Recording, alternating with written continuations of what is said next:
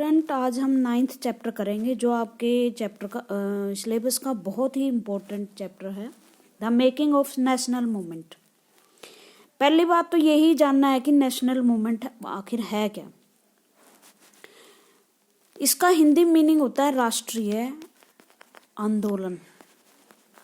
ठीक है, राष्ट्र आंदोलन। क्या आपने कभी राष्ट्र शब्द को सुना है?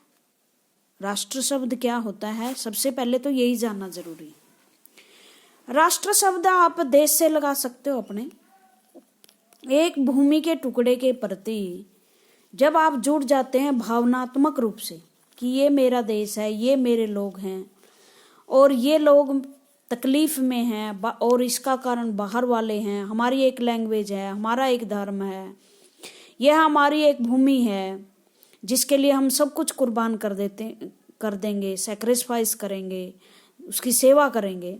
तो इस तरह की भावनाएं जब हम किसी देश के प्रति, किसी लैंड के प्रति, लोगों के प्रति रखते हैं तो वो भावना होती है राष्ट्र भावना, और किसी भी देश को जोड़ने के लिए बहुत इंपॉर्टेंट होती है। उसके साथ है मूवमेंट। मूवमेंट का मतलब होता है आंदोलन। आज जैसे फिलहाल आप देख रहे हो किसान आंदोलन, ये भी एक मूवमेंट है। जब हम एक मकसद के लिए इकट्ठे हो जाते हैं और उसके लिए जो इस्टेब्लिश्ड गवर्नमेंट है, मशीनरीज हैं, गवर्नमेंट मशीनरी है, उनके खिलाफ खड़े हो जाते हैं, किसी कानून के विरुद्ध में खड़े हो जाते हैं, तो उसे कहते हैं हम मूवमेंट। इसमें हम अपनी कुछ मांगे मनवाने के लिए, अपने ऑब्जेक्टिव पाने के लिए, अपने उद्देश्यों को प्राप्त करने के लिए खड़े होते हैं। और ये एग्जाम्पल है भीड़ का, देख रहे हो आप कैसे लोग। जो हमारा नेशनल मूवमेंट था वो था अंग्रेजों के खिलाफ। ब्रिटिश आ चुके थे, आपको पता है पहले चैप्टर से ही आप ब्रिटिश भारत में कैसे आए, उन्होंने कैसे हमारे देश में साम्राज्य स्थापित किया, कैसे 1857 की क्रांति से पहले उन्होंने राज्यों को हड़पा यहाँ, और एक देश में एक जैसा ही कानून लागू करके, एक जैसा शासन लागू करके भारत को एक सूत्र में बांध दिया। पहले भारत, मुगल टाइम में भारत एक था, हाँ फेडरेशन था, बहुत सारे राज्य उस टाइम भी राज करते थे, बट एक पावर थी दिल्ली में। लेकिन धीरे धीरे वो पावर कमजोर हुई और अंग्रेज भारत में आए, बट अंग्रेजों ने भी भारत को अपने प्रशासन के द्वारा एक सूत्र में बांधा, अंग्रेजी भाषा को चलाया, अंग्रेजी शिक्षा को चलाया, अखबार जो है न्यूज़पेपर छपने लगे, बहुत सारे सुधार जिसमें आप पिछले चैप्टर्स में पढ़ चुके हैं, वुमेन्स के लिए, कास्ट के लिए चलाए। इन रिफॉर्म्स के साथ साथ जो भारतीय जनता थी वो जागरूक हो रही थी, पढ़ लिख रही थी। बहुत सारे हमारे लीडर बाहर विदेशों में पढ़ रहे थे और वो देख रहे थे कि किस तरह से बाहर के लोग जो हैं गुलामी की जंजीरें तोड़ रहे हैं, राजाओं के खिलाफ खड़े हो रहे हैं, गवर्नमेंट के खिलाफ खड़े हो रहे हैं। इस तरह हमारे देश के लोग भी एक सूत्र में बंधे।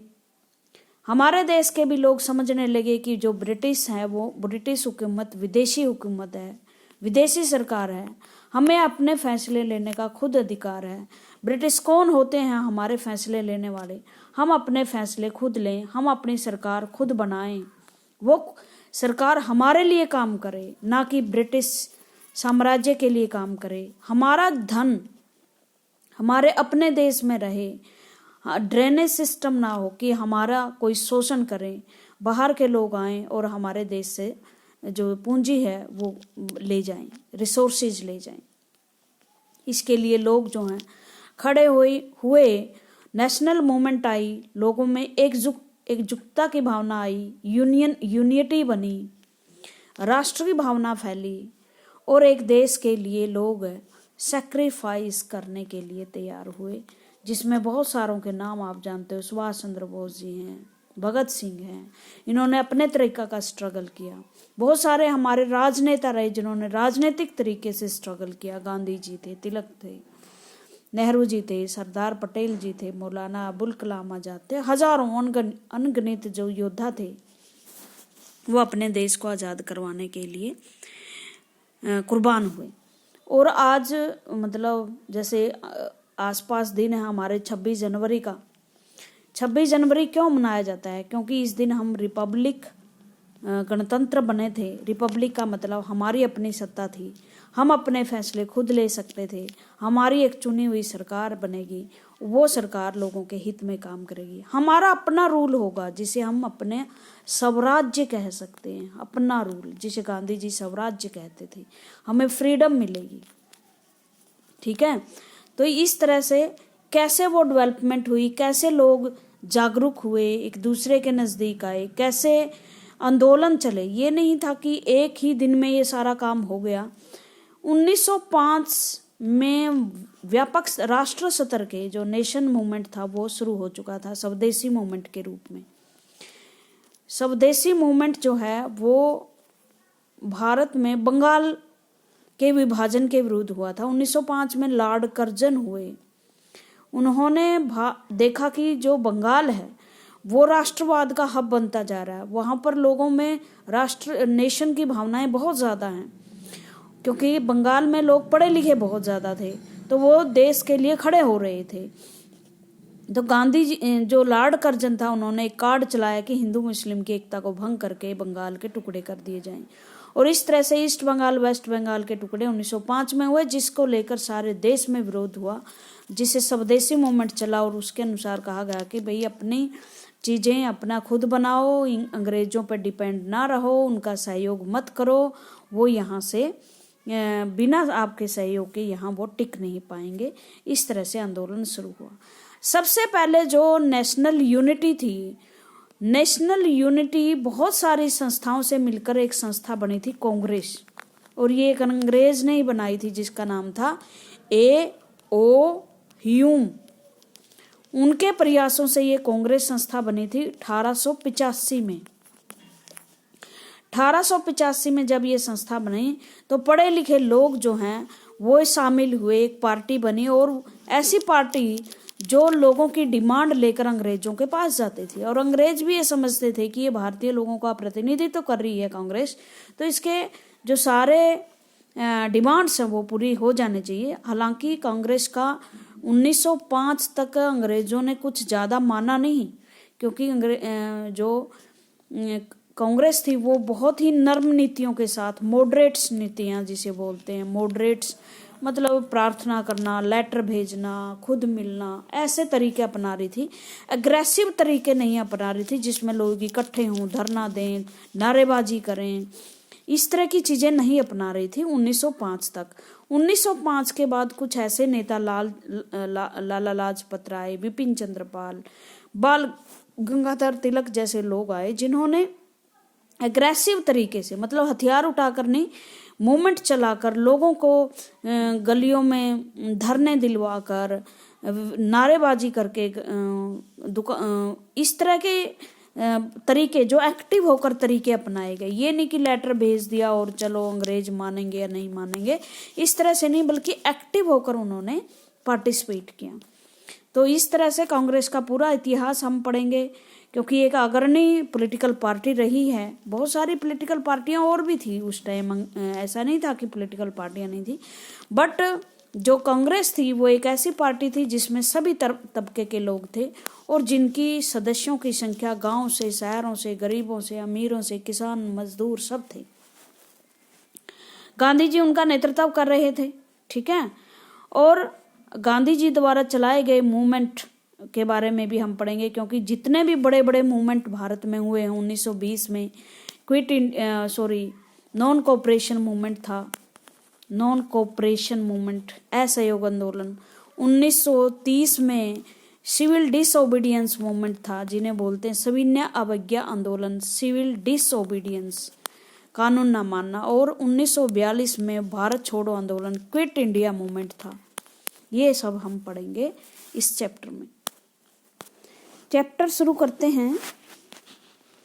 इसमें आपने पहले इंट्रोडक्शन में बताया गया है कि आपने क्या क्या पढ़ा है, जैसे किस तरह से ब्रिटिश जो आए उन्होंने हमारी टेरिटरी को टेक ओवर किया, बंगाल को जीता, उसके बाद कर्नाटक को जीता, और इस तरह से सारे भारत को उन्होंने 1857 तक जितने भी राज्य उनसे हराए गए, उनकी ज़मीन छीनी गई, वो छीन ली। 1857 के बाद उन्हें पता चल गया कि इस तरह से टेरिटरी जीतना ठीक नहीं है, किस तरह से उन्होंने किसानों और जो ट्राइबल्स थे उनकी लाइफ थी उनमें इंटरफेयर किया, एजुकेशनल सिस्टम कैसे चेंज किया, अंग्रेजी शिक्षा लागू की, भारतीय शिक्षा की बजाय उन्होंने अंग्रेजी शिक्षा को भारत में प्रेफरेंस दी, किस तरह से वुमेन्स की कंडीशन को सुधारने के लिए उन्होंने कानून बनाए, कास्ट सिस्टम को चैलेंज किया और सोशल और रिलीजियस रिफॉर्म्स भी किए।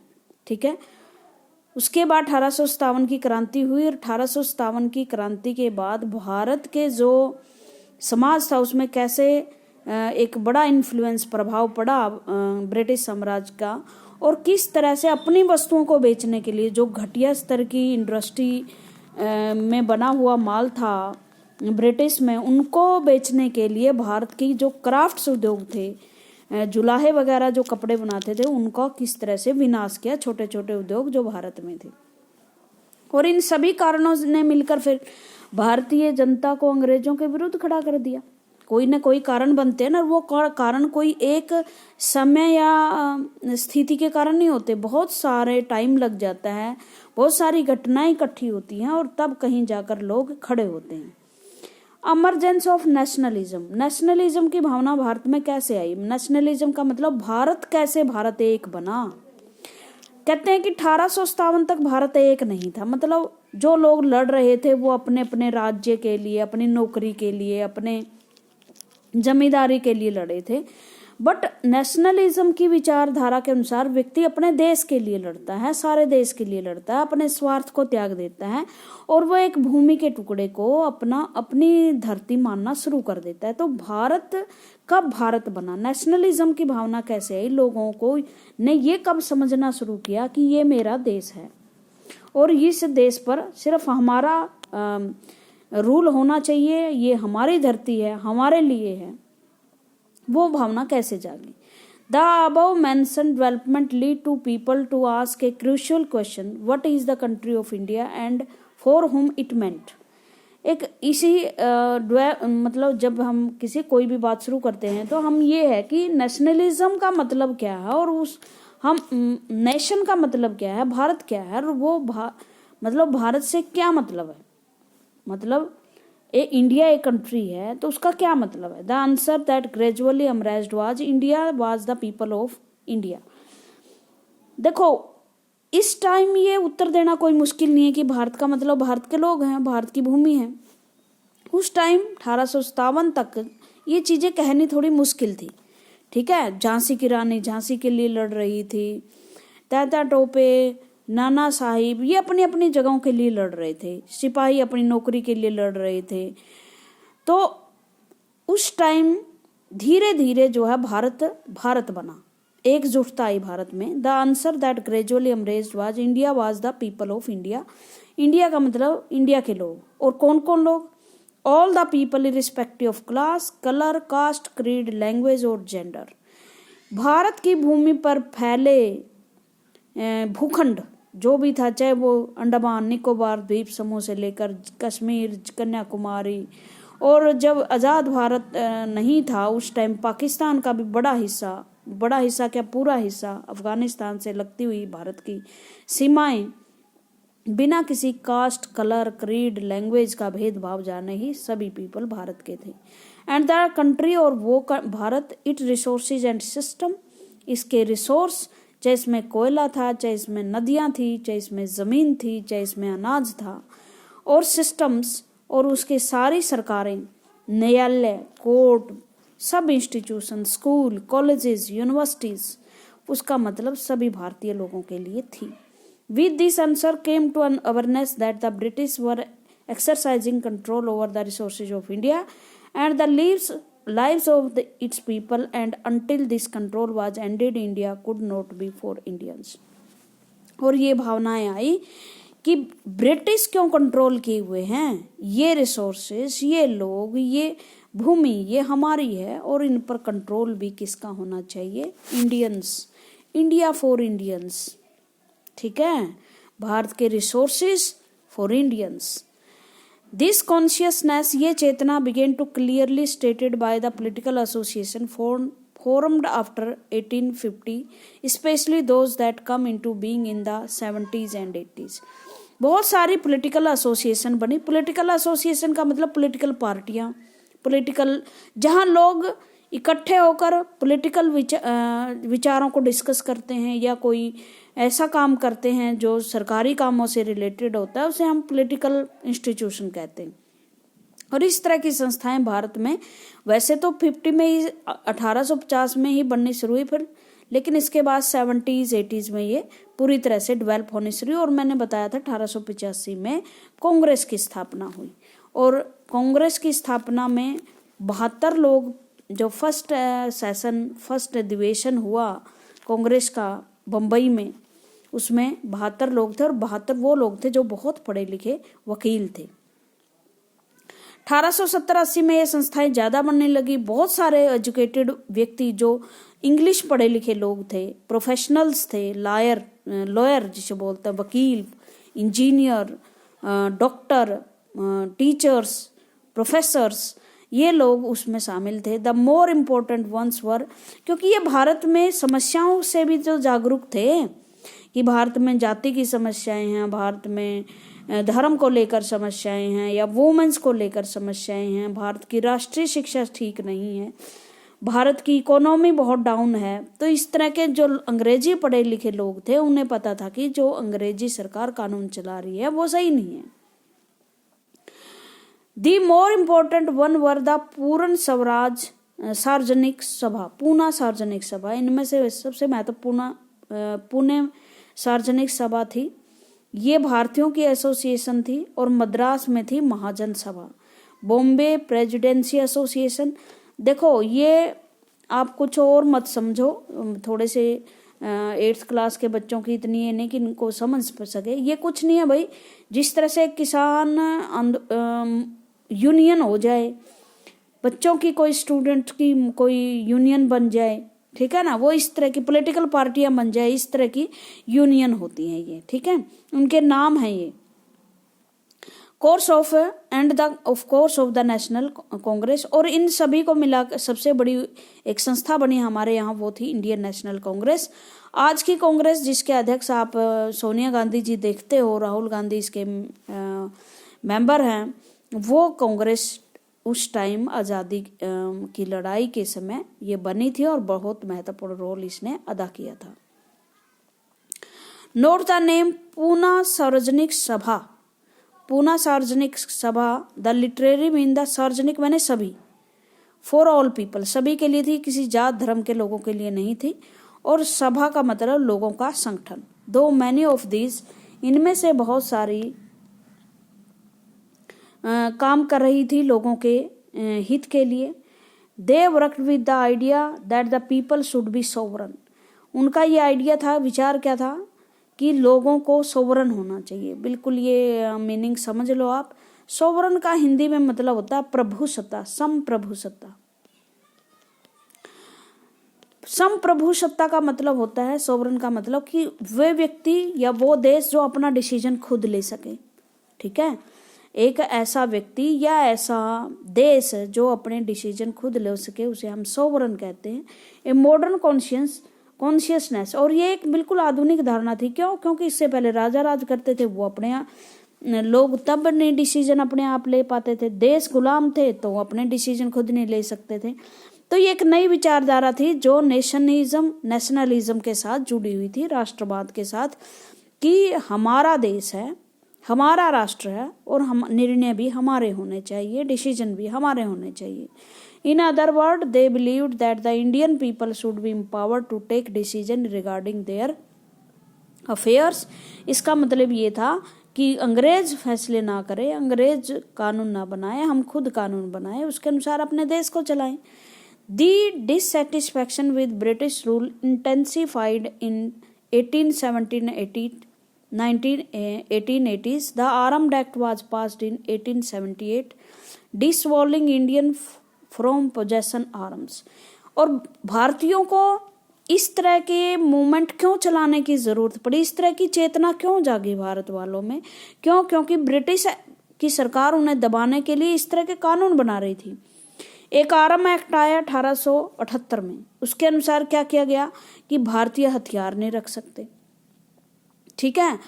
और बिना मतलब हथियार इस तरह मिलते हैं तो बिना किसी कोर्ट की दलील करे उसको, बिना कोर्ट में ट्रायल किए उसको मुकदमा उस पर उसको जेल में डाला जा सकता है। इस तरह के ऐसे कानून जो ब्लैक कानून माने जाते हैं। देखो उस टाइम ब्रिटेन एक खुद एक डेमोक्रेसी थी, बट वहाँ वो अच्छे कानून लागू कर रही थी जिसमें लोगों की आज़ादी शामिल थी, बट यहाँ ऐसे कानून लागू कर रही थी जिसमें लोगों की आज़ादी छीनी जा सकती थी। उसके साथ उन्होंने उसी साल 1878 में एक वर्नाकुलर प्रेस एक्ट चलाया। उसके अनुसार क्या था, ये एक लॉर्ड लिटन, इसका नाम याद रखना आप, लॉर्ड लिटन नाम के एक व्यक्ति थे, इसने ये सारे कानून भारत में चलाए थे कि जो देसी भाषाओं में अखबार निकलते हैं, वर्नाकुलर प्रेस एक्ट, जैसे बंगाली में, पंजाबी में अगर कोई अखबार निकलता है तो वो सबसे पहले क्या होगा, सबसे पहले तो उसे अंग्रेजों को दिखाना पड़ेगा कि आप क्या छाप रहे हो।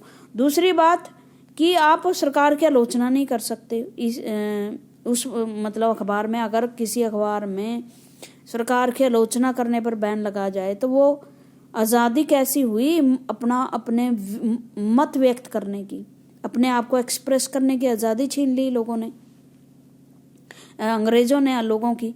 The act allowed the government to confiscate the assets of newspaper including their printed presses if the newspaper published anything that was found objectionable।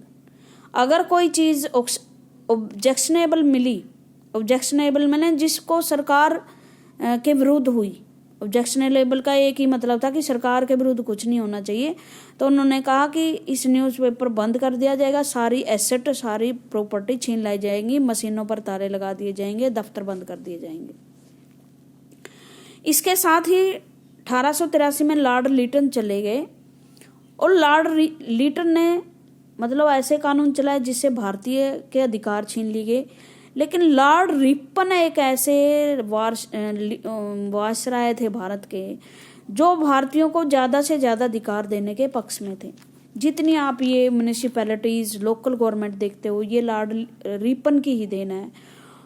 उन्होंने ऐसे कानून बनाए जिससे भारतीयों को ज़्यादा से आज़ादी मिली गई। और उसमें इल्बर्ट बिल आया एक। इल्बर्ट बिल के तहत क्या था कि अगर कोई अंग्रेज है, उसके विरुद्ध कोई ट्रायल चल रहा है, मुकदमा चल रहा है, तो ब्रिटिश हो या यूरोपियन आदमी हो, उसका केस एक इंडियन जज सुन सकता था।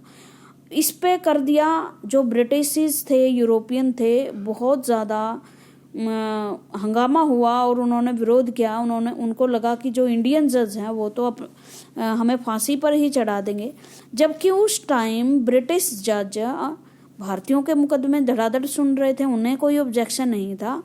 तो इस तरह से भारतीयों को लगा कि मतलब अंग्रेज जो हैं वो भारतीयों के साथ बुरा व्यवहार कर रहे हैं, दोहरा व्यवहार कर रहे हैं, विश्वास नहीं करते। और अंत में सरकार को ये रद्द भी करनी पड़ी चीज़। अब इंडियन जज जो थे वो ब्रिटिश के केस नहीं सुन सकते थे, जो इल्बर्ट बिल के अनुसार सुन सकते थे। But when white opposition force the government to withdraw the bill, और जब सफ़ेद लोगों ने, श्वेत लोग आपको पता अंग्रेज लोगों ने विरोध किया इस बिल का, इल्बर्ट बिल का, तो अंग्रेज सरकार ने वो बिल वापस ले लिया। तो इंडियन अंग्रेज खड़े हो गए कि हमारा मुकदमा फिर अंग्रेज क्यों सुन रहे हैं, हमारा मुकदमा भी भारतीय सुने। This event highlighted the racial attitude of British in India, और इससे भारतीयों को लगा कि ये नस्ल के आधार पर हमारे साथ भेदभाव कर रहे हैं।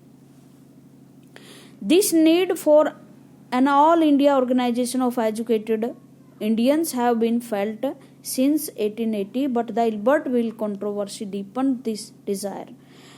88 तक बहुत सारी ऐसी संस्थाएं बन रही थी, लेकिन इल्बर्ट बिल के विवाद के बाद जो 1883 में हुआ, तो लोगों को लगने लगा कि भाई अब तो हमारी मांगों को रिप्रेजेंट करने के लिए एक ऐसी संस्था की ज़रूरत होती है जो दमदार तरीके से हमारी बातों को अंग्रेजों के सामने रख सके, क्योंकि एक व्यक्ति की बात कोई सुनता नहीं था।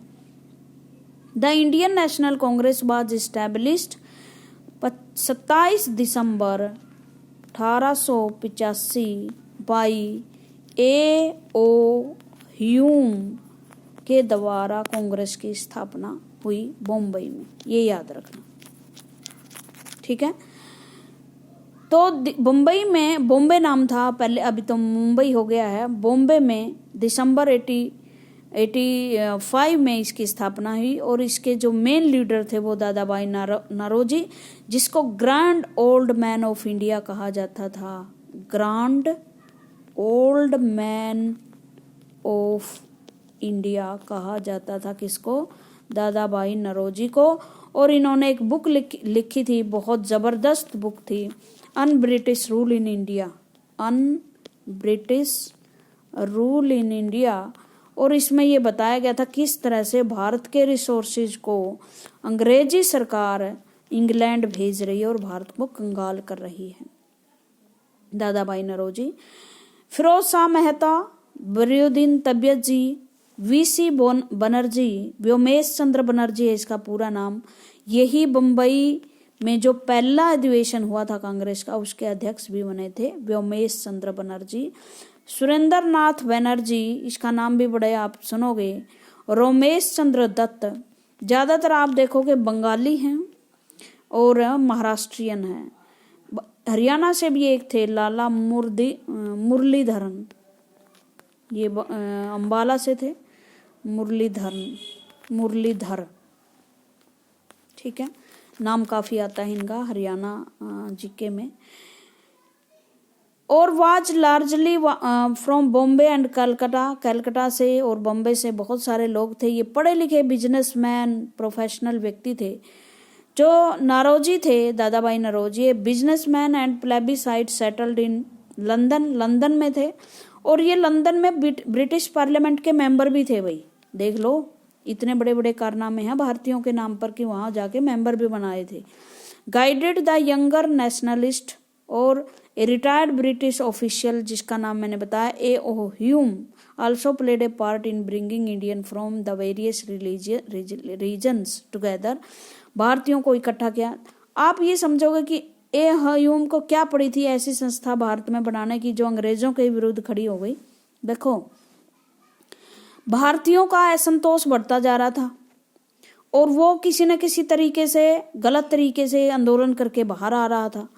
तो अब जैसे उनको ये लगा कि जिस तरह से ब्रिटिश में जनता के प्रतिनिधि होते हैं, गवर्नमेंट को अपनी बात बताते हैं और गवर्नमेंट उनकी बात सुनती है, भारत में भी ऐसे ही लोग गठित होने चाहिए पॉलिटिकल पार्टियों में, जो अपनी बात अंग्रेजों के सामने रखें और अंग्रेज जो है जो कर रहे हैं वो भारतीयों को इनके माध्यम से पता चले।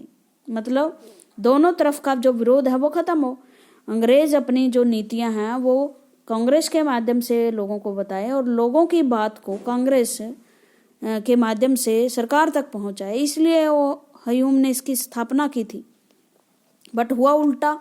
सेफ्टी वाल्व कहा गया था, सेफ्टी,